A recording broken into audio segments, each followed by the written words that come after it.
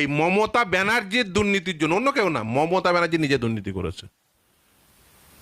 সেই মমতা ব্যানার্জির দুর্নীতির জন্য যে ছেলেটি বা মেয়েটি ডিপ্রাইভড হলো, ইন দ্য মিন হোয়াইল বয়স চলে গেল, তার জন্য মামলা করতে হয় কাকে? ফিরদৌস শামীমকে। আর মমতা ব্যানার্জি ক্ষমতায় থেকে এই টাকা নিয়ে দুর্নীতি করে ক্ষমতায় থেকে কাদের হয়ে গলা ফাটাতে পাঠিয়েছেন আদালতে?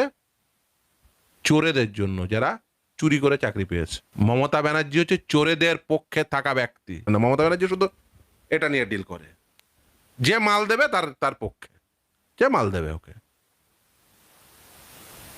তার পক্ষেও।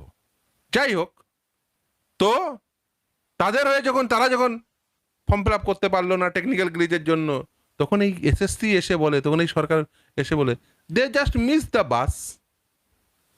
ও গরিব বাড়ির ছেলে, সেই নাগরিক অধিকার নেই, বলছে ফান্ডামেন্টাল রাইট। ও চোরেদের ফান্ডামেন্টাল রাইট সুরক্ষিত করতে এসছে। কে করতে এসছে? আর এক চোর। চোর তো চোরের পক্ষেই থাকবে, চোর কি সাধুদের পক্ষে থাকবে নাকি?